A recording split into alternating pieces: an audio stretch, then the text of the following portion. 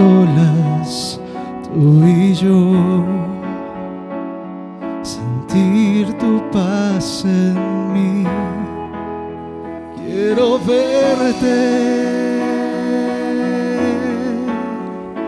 revélame tu ser, humilla tu gracia y me postro ante ti y siento tu presencia junto a mí. Pronto estoy perdido en tu belleza, preso en la grandeza de tu ser. En este instante yo me rindo a tu amor.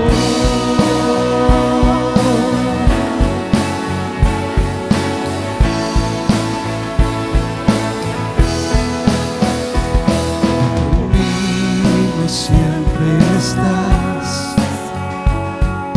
solo nunca estoy. Tu nombre alabaré. Me amas tú y yo soy. Eres santo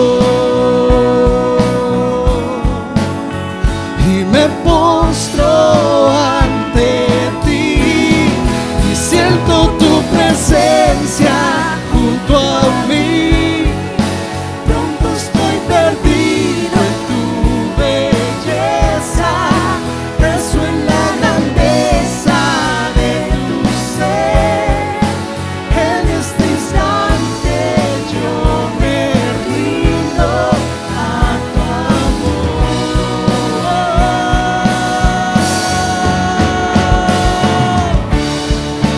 Hoy me rindo a tu amor.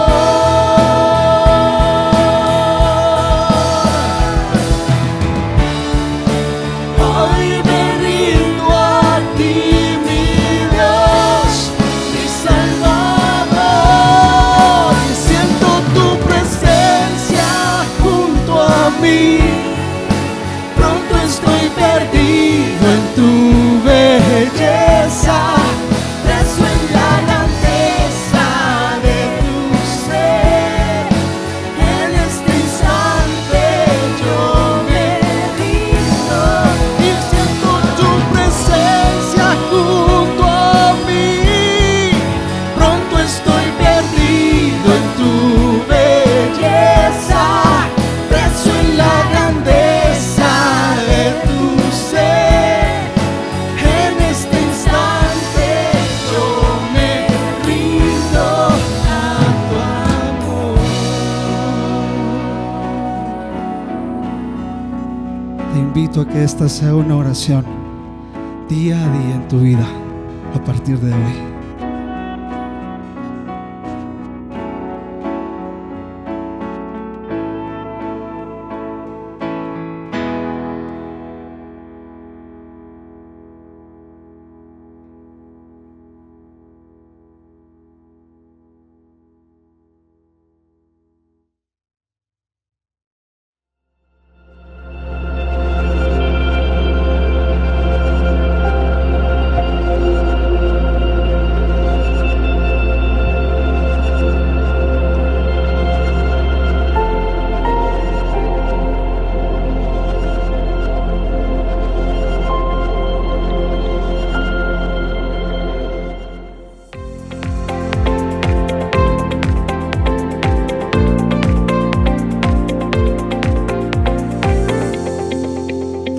Hola, buenas noches. Estamos en una serie muy importante para nuestras vidas, para la vida de nuestra iglesia, para lo que es cada uno de nosotros. Y es que la razón de esta serie llamada Convicciones es porque queremos afirmar en cada uno de nosotros las convicciones que nos dan un ADN propio a nuestra iglesia. Aquellas cosas que son bien propias de nosotros, que son la característica esencial. Y por eso ustedes están viendo en esta serie cómo le hacemos mucho énfasis a nuestra relación con Dios, es parte de nuestro ADN, es algo que queremos estar a lo largo de la historia de la iglesia, de nuestra iglesia, el estar moviendo y motivando y empujándonos a tener, a que tengamos una buena relación con el Señor. Esa debe de ser tu convicción principal, como estuvimos mencionando. También ya vimos dos reuniones más, unas convicciones torales, básicas en nuestra iglesia, como es la salvación, que es solo por gracia, por medio de la fe y que no es por obras, ¿verdad? Y por lo mismo, por la misma razón, podemos estar seguros de nuestra salvación. Seguros, 100% seguros. Ese es otro de los pilares de nuestro ADN. Es importante que estas cosas sean tus convicciones, no solo las convicciones de la iglesia, sino tus convicciones. Y eso quiere decir que no haya manera de cambiar esas cosas, ni de suavizarlas, ni de diluirlas. Especialmente esta convicción acerca de la salvación, ¿verdad? No podemos andar diciendo a la gente que Jesús murió en la cruz, pero que además deben de poner algo de su parte, porque nosotros no podemos enseñar esas cosas. No podemos poner de nuestra parte. Es nuestra convicción que Jesucristo hizo todo en la cruz. O Él hizo todo o no hizo nada, ¿verdad? Y eso es importante, no es que Él hace la mayor parte. Todo eso fue bien interesante, bien buenísimo cuando lo estuvieron compartiendo los pastores, ¿verdad? Me gustó bastante cuando el pastor Larios aclaró que la salvación no es por repetir una oración. Eso no salva a nadie. Es por creer en Jesucristo y creer en la obra completa de Jesucristo en la cruz a favor nuestro. Que eso es lo que limpia y perdona todos nuestros pecados. La oración simplemente tenemos que verla como una ayuda para nosotros poder recalcarle a esa persona el evangelio. No es que la oración va a salvar a esa persona, ¿verdad? Entonces tenemos que tener mucho cuidado en ser claros, además de simples, claros, ¿verdad? Sencillos, y tener mucho cuidado con decirle a alguien, si usted repite esta oración, usted puede estar seguro de ser salvo. Eso puede confundir a alguien, porque entonces varias de esas personas pueden creer que es salvo por repetir una oración y no tanto que es salvo por lo que Jesús hizo. Entonces tenemos que cuidar la claridad con que decimos las cosas. Por otro lado, qué puntual fue el pastor Morales, Francisco Morales, al decirnos una frase ubicadora, ¿verdad? En cuanto a la salvación, no se pueden tener dudas. ¿Se es o no se es salvo? No hay más opciones, no hay puntos intermedios, ¿verdad? ¿Se tiene o no se tiene la salvación? ¿Jesús ya te salvó del todo o no te ha salvado nada? Aquí no hay medias tintas y muy tristemente hoy en día parece ser que una gran cantidad de cristianos, probablemente una mayoría de cristianos, de los que dicen ser cristianos, no tienen esta seguridad. Entonces, como dijo Paco, sin duda, el diablo es el inventor de que la salvación se puede perder. ¿De dónde más puede salir eso? De Dios no. De Dios no viene. Entonces, creer que hay algo que podemos hacer, creer que se puede perder, creer que es que hay que demostrar la salvación, son cosas que no dejan claridad. Nadie entre nosotros debe tener dudas, ¿verdad? Nadie tiene que quedarse con dudas sin aclarar, sin resolver en cuanto a la salvación. Así que por favor, cualquier duda que tenga sobre estos temas que hemos hablado, pregúntenos, escríbenos, ¿verdad? No solo los temas que hemos hablado, el que más nos interesa que tengas claridad es la salvación, ¿verdad? Sino cualquiera de los temas de esta serie. Hoy vamos a hablar de otra convicción que es un pilar entre nosotros, al punto que es lo que le dio origen al nombre de nuestra iglesia, la Gran Comisión. Esa también tiene que ser tu convicción, ¿verdad? Entonces yo quiero contarles algo. Yo llegué a la iglesia, a esta iglesia, en 1985, a mediados de 1985. Antes de ese momento, yo me consideraba evangélico, ¿verdad? ¿Por qué? Porque desde 1973, poco a poco yo fui dejando el catolicismo. Yo en ese momento era un cipote de 14 años, ¿verdad? Cuando empecé a visitar iglesias evangélicas de diferente tipo, yo no sabía qué había afuera del catolicismo, entonces yo empecé a ir por acá, fui a esta otra iglesia, fui a varias iglesias. Incluso, pues eran algunas de iglesias de línea pentecostal, otras eran conservadoras. En algunas de esas iglesias yo estuve varios años. Cuando yo estaba estudiando medicina, ya en mis últimos años en la facultad, me fui desconectando poco a poco de ir a la iglesia, ¿verdad? Yo decía que no tenía tiempo. Entonces, ese tiempo que me desconecté, pues me porté muy mal, ¿verdad? Yo andaba, lo que diría la gente, descarriado, ¿verdad? Andaba portándome muy mal en el mundo. Ya estaba yo para graduarme y yo me sentía vacío. Yo no entendía, pues ya me voy a graduar, ya debería estar feliz, pero no me sentía lleno, sentí un vacío tremendo y en medio de esas circunstancias fue que el Señor me trajo a esta iglesia. No era la iglesia que yo había escogido para regresar a las cosas de Dios. Así que llegué en 1985. Les voy a decir, cuando yo llegué a esta iglesia éramos pocos miembros. Yo llegué y eran pocos miembros, ¿verdad? Tal vez unos 150 miembros. Llegué, estuve en la reunión y me gustó. Me gustó, era bien diferente a lo que yo había conocido todo mi tiempo como evangélico. Pero hubieron un par de cosas que en esta iglesia me desubicaron, ¿verdad? Número uno, rápido, pero así rápido, me estaban hablando de la salvación. Yo creía que era salvo por ser evangélico, pero cuando empecé a oír más seguido acerca de la seguridad de la salvación, eso me sacudió, ¿verdad? ¿Por qué? Porque yo no estaba seguro. Es decir, yo no era salvo. Lo que había pasado simplemente es que yo en alguna ocasión había levantado la mano, en otra ocasión había caminado para ir al frente de una iglesia, en otra ocasión habían orado, ¿verdad? Yo había orado, pero no había entendido ni creído en Jesucristo y su obra en la cruz. Un día yo escuché a un hermano cuando le estaba dando el evangelio a uno de mis amistades, a uno de mis amigos.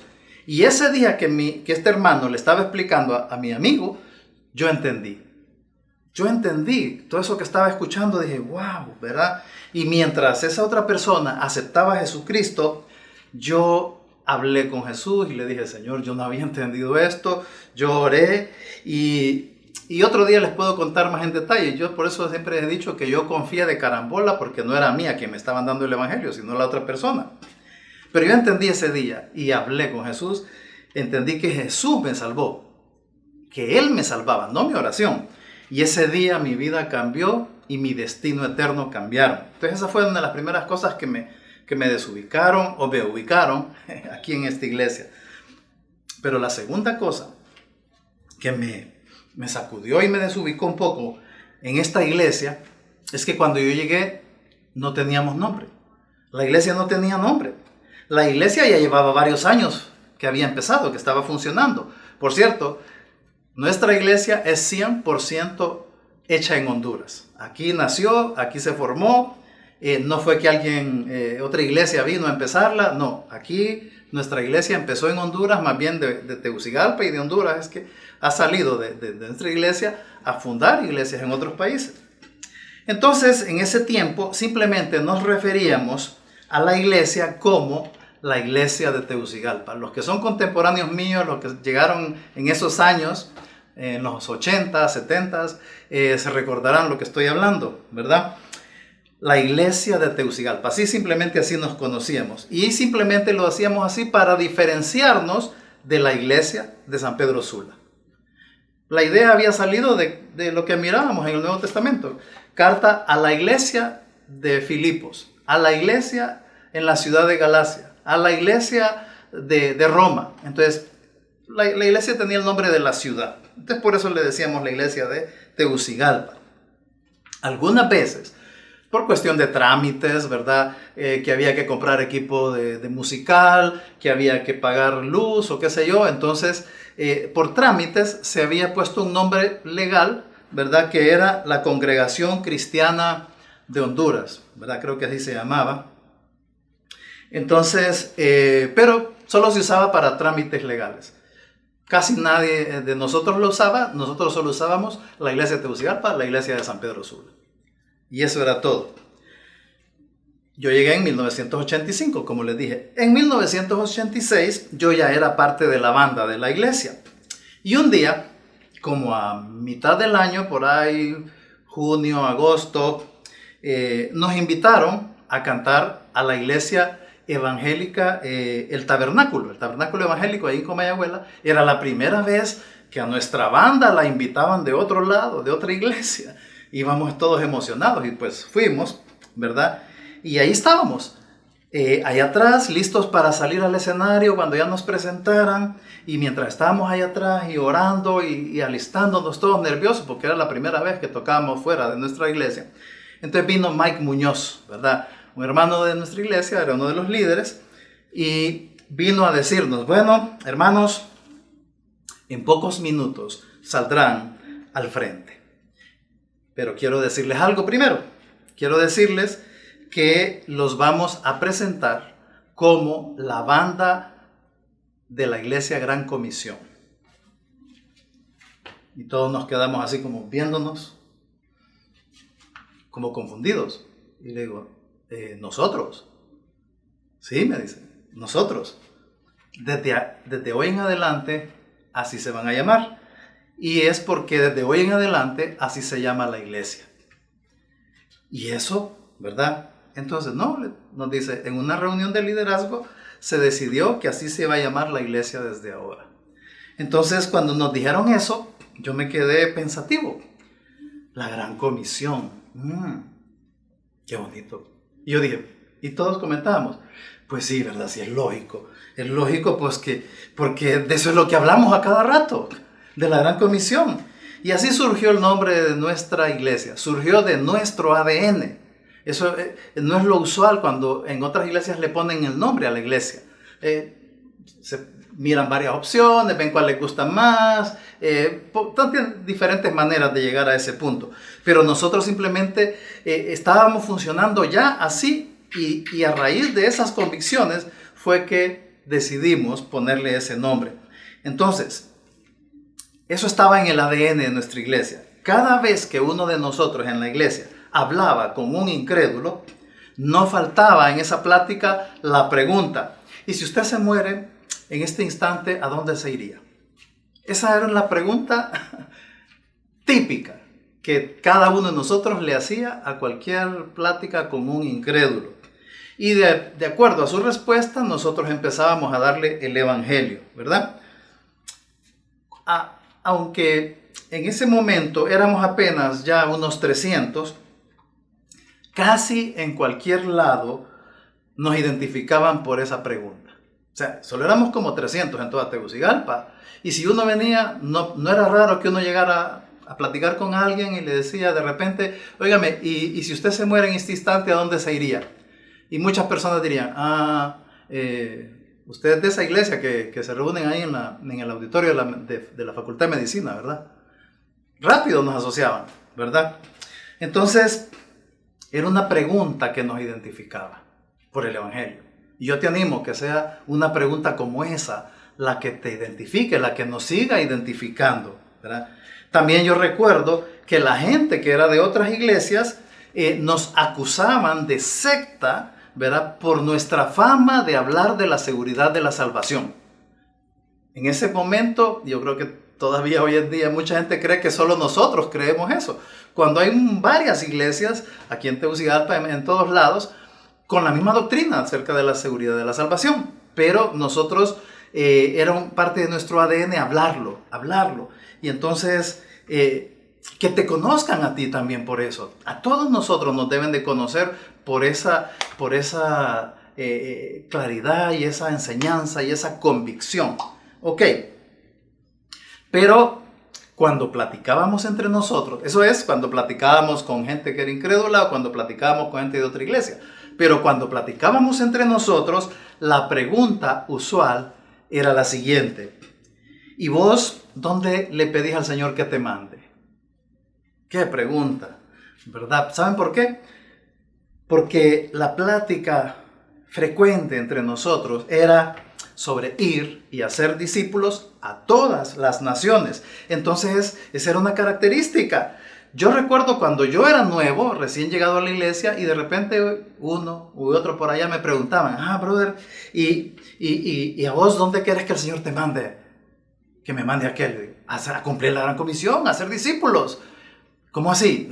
Es que tenemos que ir, que el Señor nos mande a algún lugar. Y me empezaron a meter el ADN y luego yo ya estaba en mi corazón deseoso, matriculado, ¿verdad? Con ir ya sea a México o a Puerto Rico, me acuerdo, o Panamá. Eran las tres que yo más tenía en mi corazón. Cualquiera de esos, decía yo. Y por cierto, estuve en la idea de un grupo que se estaba pensando enviar a formar, a plantar la iglesia, no me acuerdo si en Chile o en Colombia. Hubo un plan, pero al final no se dio. Pero yo estuve apuntado ahí. El pasaje de Mateo 28, del 18 al 20, era algo especial. No era un verso más, no era un pasaje más. Mateo 28, del 18 al 20, es nuestra identidad. Entonces, esto fue la otra cosa que cambió mi vida acá en la tierra, ¿verdad? Por eso, cuando nos dijeron que la iglesia se llamaría Iglesia de Gran Comisión, nos pareció lógico. Era el nombre más natural. Somos una iglesia que nació desde el comienzo, desde los primeros días, con la visión que nos dio el Señor de hacer discípulos en todas las naciones. Se los leo, Mateo 28, del 18 al 20. Y Jesús se acercó y les habló diciendo: toda potestad me es dada en el cielo y en la tierra. Por tanto, id y haced discípulos a todas las naciones, bautizándolos en el nombre del Padre y del Hijo y del Espíritu Santo, enseñándoles que guarden todas las cosas que les he mandado. Y he aquí, yo estoy con vosotros todos los días hasta el fin del mundo. Amén. Desde el comienzo era el lenguaje de Nelson Guerra, que fue el fundador prácticamente, ¿verdad? Y con los primeros hermanos que estaban ahí en ese primer grupito, ese era el lenguaje. Además del evangelio, hay que alcanzar el mundo. Es más, cuando cristianos de otras iglesias los oían hablar a ellos de alcanzar al mundo, casi que les decían: están locos, ¿verdad? ¿Cómo se ponen a pensar en ese tipo de cosas? ¿Cómo van a hacer eso? Hermanos, nuestra convicción está en ese verso.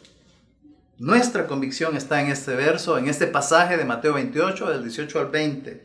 Y vemos, por cierto, que esa era la convicción de la iglesia del Nuevo Testamento. Eso es lo que vemos aquí, que era el evangelio y el hacer discípulos. Todo el Nuevo Testamento gira con el propósito de hacer discípulos a las personas que hayan confiado en Jesucristo. Entonces, junto con el evangelio, la seguridad de la salvación es el hilo conductor que va por todo el Nuevo Testamento. El mundo evangélico, en los últimos años, usualmente ha entendido el mandato de la Gran Comisión como simplemente ir a evangelizar. Pero no es eso. Ir a evangelizar es solo el comienzo de la misión. Y Jesús mismo nos dio el ejemplo. Los 3 años que él estuvo de ministerio, lo que hizo principalmente fue dejar hechos unos discípulos, y los dejó no solo con el mandato, sino con la estrategia. Hagan discípulos, hacedores de discípulos, ¿verdad? No es suficiente solo evangelizar. Para que ellos sean salvos sí es suficiente, pero para nuestra misión no es suficiente. Para la misión en la que nos dejó a los que ya somos salvos, ir a evangelizar no es suficiente. para la gente sí. Esa fue la razón por la que Jesús creó la iglesia, la que vemos aquí. Él creó la iglesia para hacer discípulos. ¿Cuál otro propósito has visto que sucede en la Biblia? ¿Verdad? El propósito de la iglesia es para que nosotros, los que ya somos salvos, crezcamos en ser discípulos, y no solo nosotros, sino las personas que vayamos ganando para el Señor, que vengan y que en la iglesia crezcan en ser discípulos. El Señor te trajo a esta iglesia para que seas parte de un grupo de hacedores de discípulos. El Señor no te trajo a esta iglesia para ser solo un oyente. No te trajo para que seas solo un espectador, ¿verdad? En las reuniones en físico, por ejemplo. No te trajo solo para ver en qué cosas te puedes involucrar a servir, ¿verdad? No nos tiene hoy en medio de esta pandemia solo para que veamos las reuniones como que si estuviéramos viendo un programa de televisión. Él no nos trajo para eso. La iglesia no existe con ese propósito. La Gran Comisión, la Iglesia Gran Comisión, es una iglesia que el Señor creó en Honduras para hacer discípulos de Jesucristo, que seamos hacedores de discípulos de Él. Pregunta, ¿es tu convicción esa? ¿Es tu convicción que Dios te trajo aquí para eso? Para que seamos un discípulo, hacedor de discípulos, y que esa es la realidad de todos nosotros. Por eso es que nuestro énfasis en que disfrutes de tu relación con el Señor, que medites en la palabra diariamente. Por eso nuestro énfasis y celo por un evangelio claro y sencillo, ¿verdad? Que no es por obras, que es por gracia, que es por medio de la fe, que no se puede perder. Por eso es todo eso, por eso nuestra énfasis en que estemos creciendo en carácter, que tengamos un buen testimonio, porque todas estas cosas que he mencionado son las que necesitamos para ir y hacer discípulos por todos lados. Eso es lo que necesitamos. Así era la iglesia del Nuevo Testamento. ¿Qué hacían ellos? Ganaban personas en su trabajo, en las tiendas, en su vecindario, en sus amigos, en la calle, en el mercado, en las cafeterías, en los lugares de estudio. Así era, así tenemos que ser. Por eso enseñamos fuertemente en nuestra iglesia que cuidemos nuestro testimonio. ¿Por qué? Porque nuestro testimonio se vuelve un arma que abre puertas para ganarlos, para que sean discípulos de Jesucristo. Es nuestra convicción que Jesús no quiere que te vayas solo al cielo. Él quiere que ayudes a otros a irse al cielo, y que por lo tanto nos dejó haciendo discípulos por todas partes. Entre mejores discípulos somos más efectivos para ganar personas con el evangelio y hacerlos discípulos. Sos la iglesia Gran Comisión. Debe ser la convicción. No es que te reunís en la iglesia Gran Comisión. Sos la iglesia Gran Comisión. Y no solo cuando entras a nuestras reuniones generales, presenciales, cuando vas a un grupo de crecimiento, o igual ahora que entras a una reunión por Zoom, no solo cuando entras y participas de alguna de las reuniones, sino también sos iglesia Gran Comisión el resto de los días de la semana, en el lugar donde estés, tu trabajo, tu casa. Hoy en día, pues la mayoría en casa. Sos la iglesia Gran Comisión. Por eso, porque estamos programados en nuestro ADN, tenemos que hacer discípulos. Por eso, esa es la razón que explica que por eso ayudamos, por ejemplo, a los matrimonios en problemas. Les ayudamos. Y yo les quiero decir, hermanos, si hay algún matrimonio así en líos ahorita, no peleen con sus cónyuges. ¿Para qué? ¿Verdad? Eso afecta el que estemos cumpliendo la Gran Comisión. Cuidémonos del adulterio para no ponerle tropiezo a la causa. En general, entre mejor sea tu matrimonio, más efectivos vamos a ser. Esposas, sean fieles representantes de lo que enseña aquí, para que podamos usar tu testimonio en ganar más mujeres, tu testimonio de ser una esposa que respeta, que se sujeta, que es espiritual, que es afable, varones, esposos, que tu testimonio sea ese trato amoroso, respetuoso, como especial, como un regalo especial que es nuestra esposa, que las tratemos así, porque eso va a hacer un impacto que abre puertas para ser discípulos. Así de sencillo, ¿verdad? Entonces, entre mejor sea tu matrimonio, más efectivos vamos a ser. Es más, el Señor nos unió, a los matrimonios, nos unió para su plan. ¿Cuál plan? ¿Para cuál plan nos unió el Señor al esposo y a la esposa? Te unió para su gran comisión.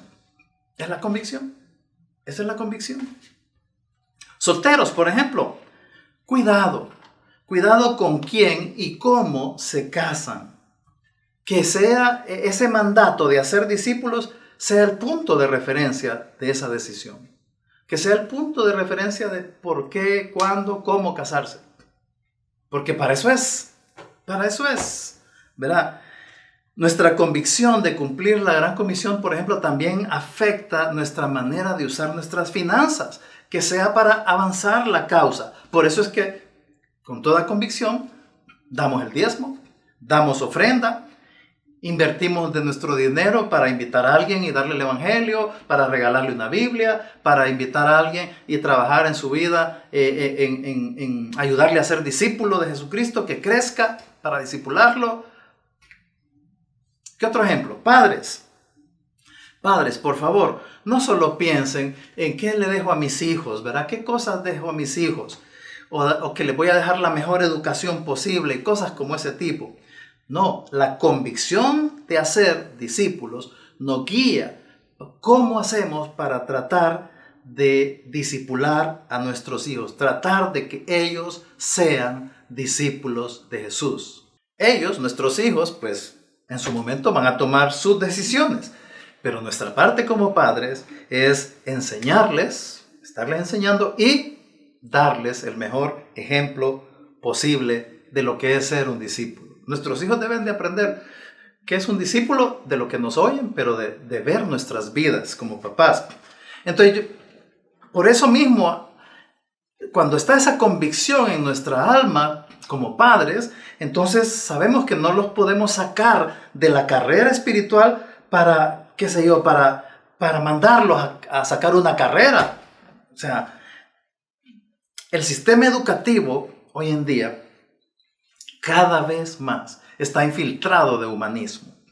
Entonces, por otro lado, enseñamos, animamos por causa de nuestra convicción de ser discípulos que los matrimonios jóvenes, por ejemplo, los solteros, no estén con ese pensamiento de la moda, ¿verdad? La moda actual de no tener hijos o de solo tener uno, ¿verdad? Como les hemos dicho siempre, que algunos, si fuera posible, tendrían medio hijo nada más. No pueden estar con esos pensamientos.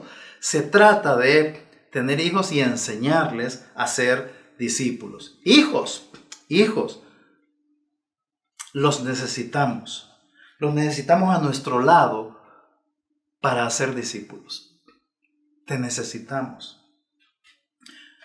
Por eso también aquí en nuestra iglesia enseñamos cosas como las amistades. Que las amistades, las mejores amistades suceden cuando juntos nos ayudamos a ser discípulos, a ser mejores discípulos y nos ayudamos a hacer discípulos, ¿verdad? Entonces, todo lo que hacemos en nuestra iglesia es para eso. Todo lo que hacemos. Nuestras reuniones de fin de semana son para eso. Sobre todo nuestros grupos de crecimiento son para eso. Son para eso. No deben de ser para otra cosa. El grupo en que estás no debe de ser para otra cosa. Entonces, si todavía no estás creciendo como un discípulo de Jesús, pedí ayuda. Si dices, no, yo siento que me hace falta crecer como discípulo de Jesús, la convicción está empezando a tocarte, entonces pedí ayuda, ¿verdad? Si todavía no estás involucrado en hacer discípulos, también decídnos y te vamos a ayudar, ¿verdad? Se trata de que juntos hagamos discípulos. Es bueno cuando nos ponemos a hacer discípulos uno a uno, es buenísimo. Pero sucede que ya no tenemos tanto tiempo. El mundo está cambiando ante nuestros ojos. Ya no es suficiente el trabajar uno a uno. Necesitamos entre varios hacer varios discípulos. Y te voy a dar una razón más para que sea tu convicción el hacer discípulos. La razón es esta. El humanismo está más militante que nunca en hacer discípulos también. Y no precisamente para Jesucristo. A ellos, a los humanistas, se les nota que tienen esa convicción. Entonces no podemos nosotros quedarnos jugando a ser cristianitos mientras vemos cómo el feminismo es militante, cómo los pro aborto son militantes, cómo los de la ideología de género son militantes, cómo el falso cristianismo del evangelio de la prosperidad, del yo declaro, de todas esas cosas, todo ese mundo religioso de falsa cristianismo, cómo es militante también. Los musulmanes son militantes, los ateos están militantes, los medios de izquierda están militantes, la inmoralidad está militante y no digamos el diablo está también súper militante. Entonces no sé, ¿no te habías fijado en eso? ¿No te habías fijado cómo por todos lados todos esos grupos están siendo militantes?